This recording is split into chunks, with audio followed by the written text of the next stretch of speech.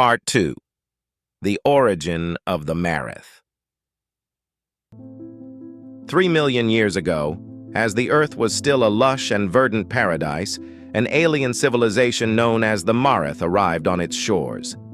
Fleeing their dying world, the Mareth sought refuge on a planet far removed from the conflicts and hostilities of other warfaring races. Their planet's sun had already changed into a red giant, reducing its warmth of the Mareth's planet. The Mareth knew what was coming next to their sun. It would eventually turn into a white dwarf and end their civilization. The Mareth knew they had to leave their home world or face extinction. They soon set out on as many motherships they could build to take as many people they could. There was not enough space for everyone, but they would have to leave the others to their fate if they wanted to survive. With much trepidation, the ships left the planet in search of a world where they could start anew and a place where they could live in peace and harmony. The Mareth's journey had been long and arduous, traversing the vast expanse of space in search of a compatible new home. When they finally arrived on Earth, they were greeted by a landscape teeming with life. Tropical forests, expansive plains, and pristine waters stretched as far as the eye could see. The planet's biodiversity was breathtaking, and the Mareth knew they had found a sanctuary where they could rebuild their civilization.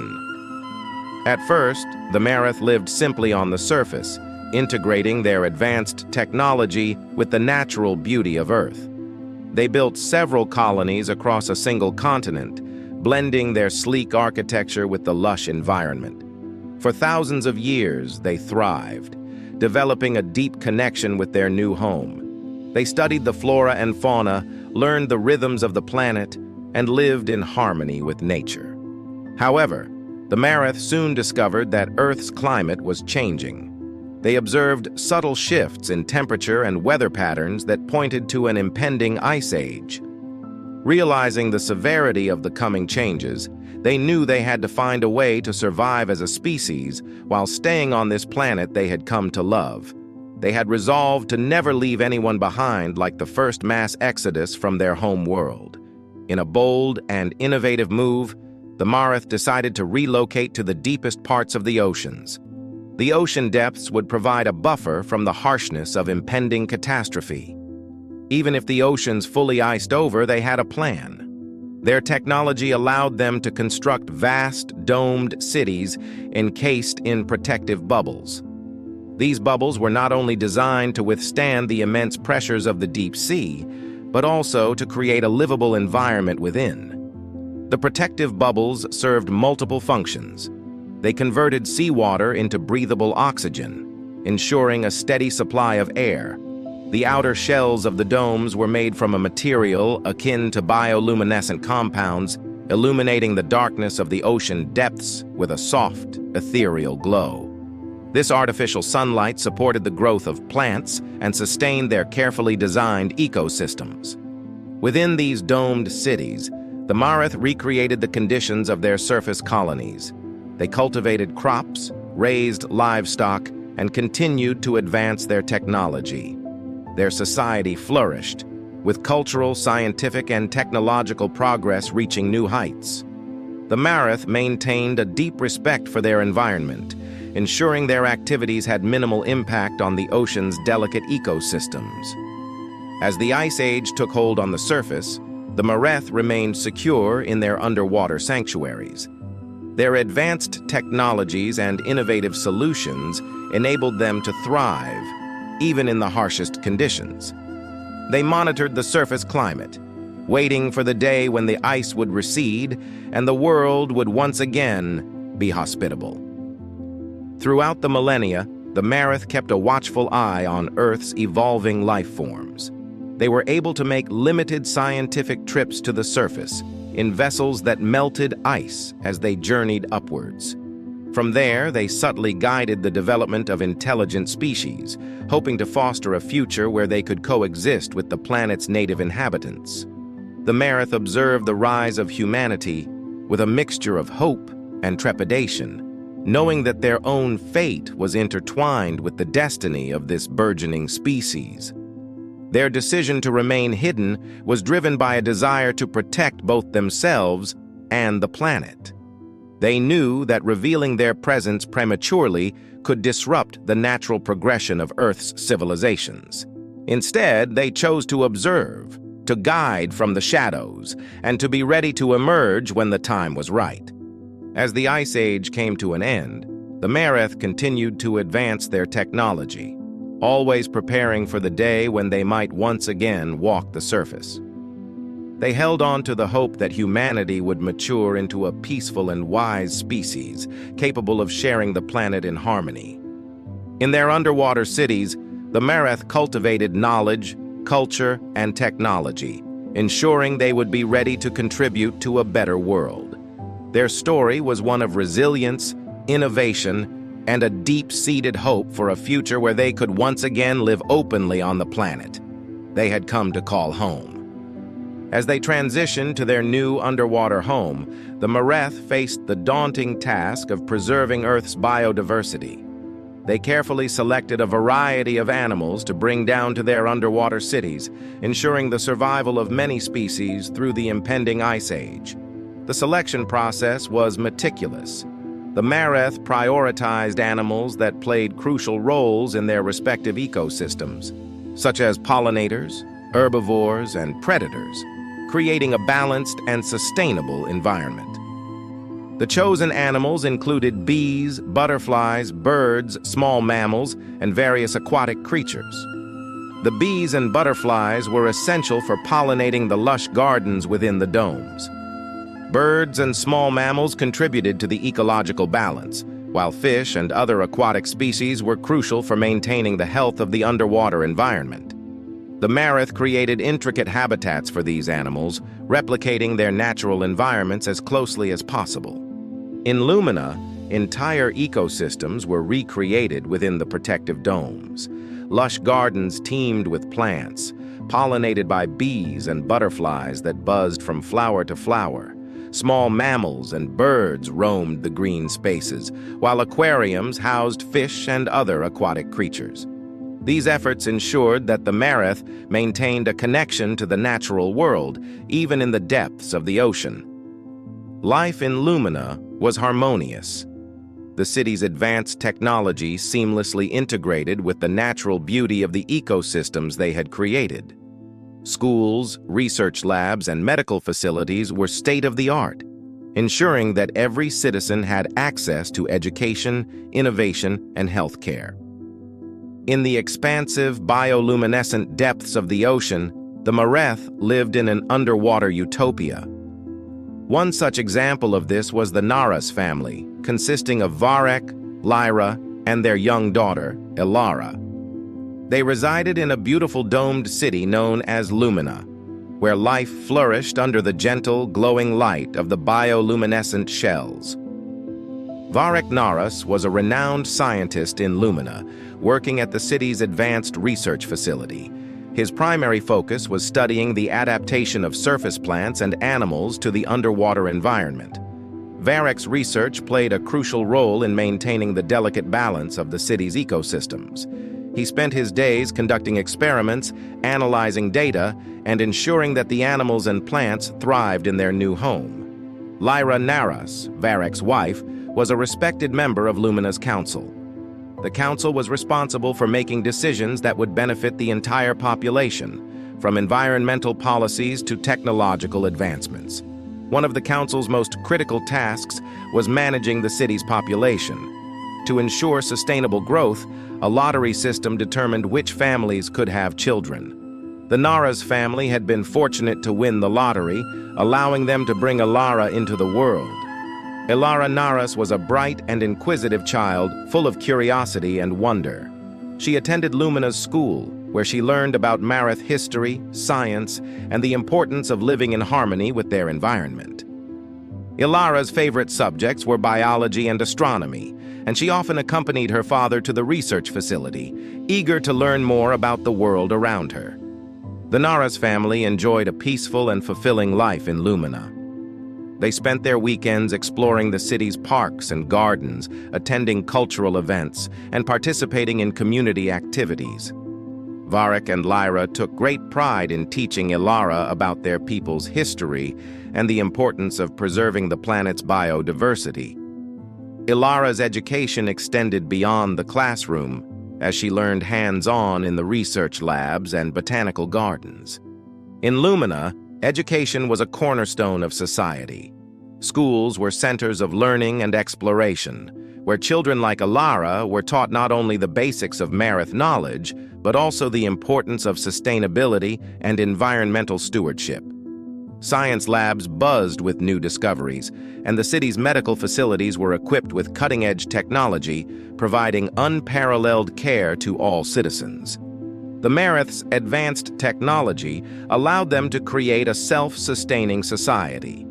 Energy was harnessed from geothermal and hydrothermal sources, providing a constant and renewable supply. Waste was meticulously recycled, and every effort was made to minimize environmental impact. The Mareth's ingenuity ensured that their underwater cities remained vibrant and thriving, even as the Ice Age gripped the surface world. The city's architecture was a blend of functionality and beauty. Buildings were constructed with materials that were both durable and aesthetically pleasing. The bioluminescent shells of the domes cast a gentle, soothing light, creating an atmosphere of tranquility and well-being. Public spaces were filled with art, music, and cultural exhibits, celebrating the rich heritage and creativity of the Mareth people. Medical facilities in Lumina were at the forefront of technology. Advanced diagnostic tools, regenerative medicine, and innovative treatments ensured that the Mareth enjoyed long, healthy lives. Preventive care was a priority, and the community placed a strong emphasis on mental and emotional well-being. Healthcare professionals worked closely with educators and scientists to promote a holistic approach to health. As the Ice Age began to recede, the Mareth carefully monitored the changes on the surface. They released many of the animals they had brought down back into their natural habitats, ensuring that the ecosystems could recover and flourish. This careful reintroduction helped restore the balance of life on Earth, allowing the planet's biodiversity to thrive once more. With the surface world becoming more hospitable, the Mareth began to re-explore in limited numbers. They established a small settlement on an island off the coast of what is now Spain, naming it Atlantis. This settlement was a testament to their adaptability and desire to reconnect with the world above.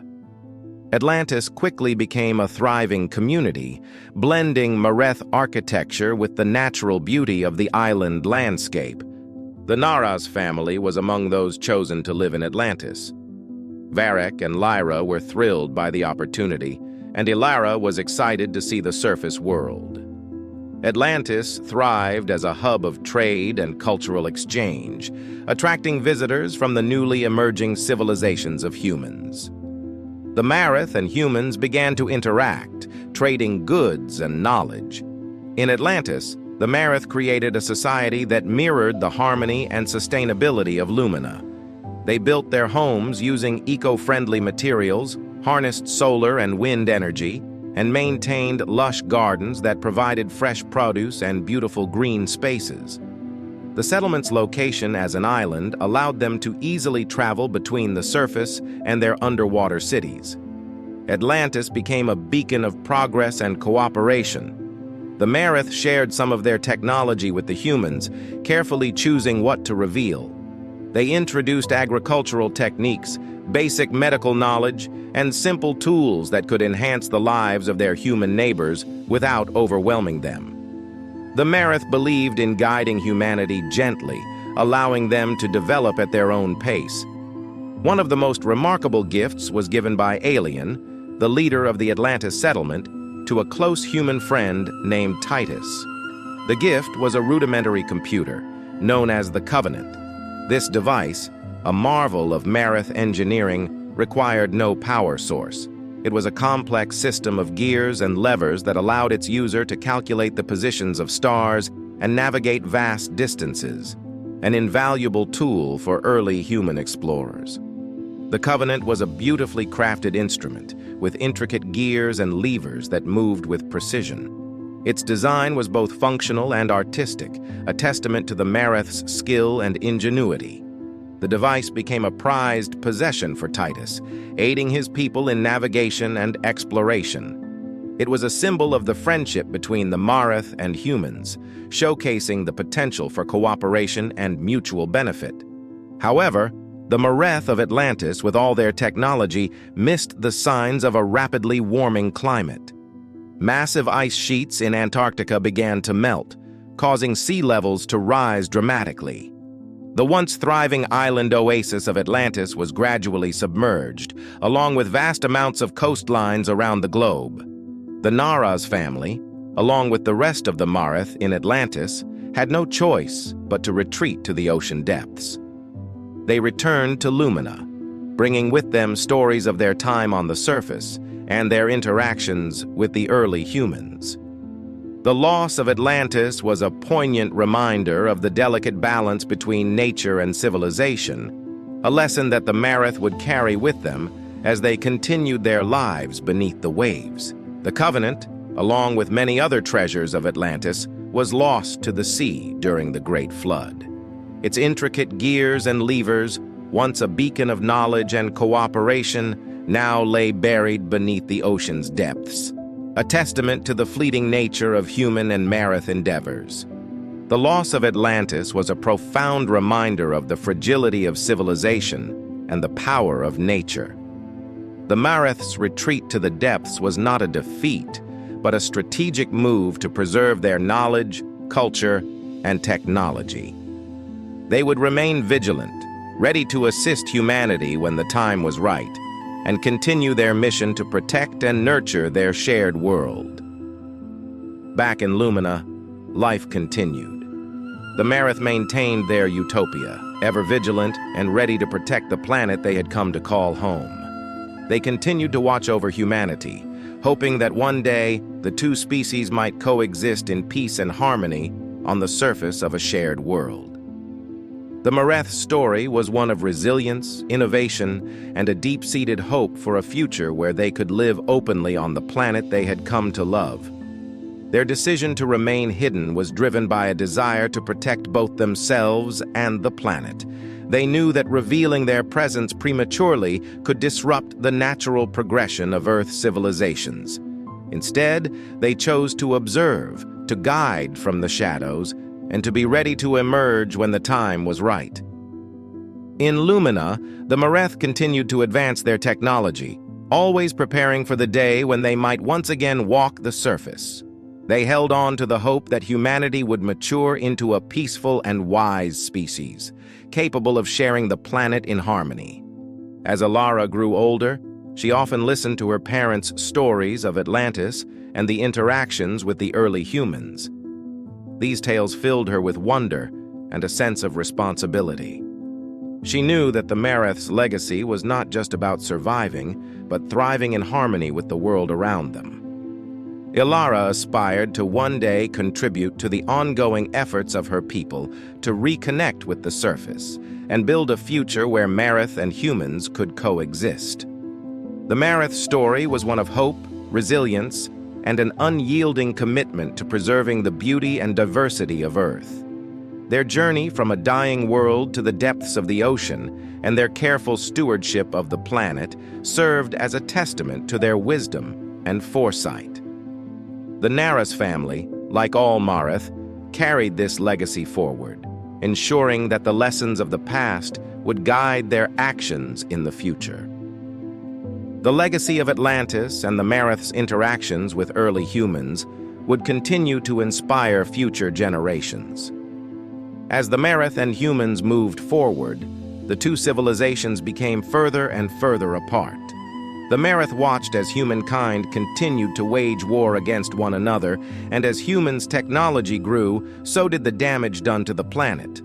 A leap forward was the use of coal and oil by the humans, causing unsustainable damage to the planet. The Mareth watched as the planet they loved became lesser than it was. An almost daily occurrence of waste sinking down to their deep-sea home and polluted water reducing the effectiveness of their domes. The Mareth sadly resigned themselves to forego any further contact with humanity. That is, until they were forced to do so many years later. If you like this story, please like and subscribe. Your support goes a long way into the creation of new stories. Thank you.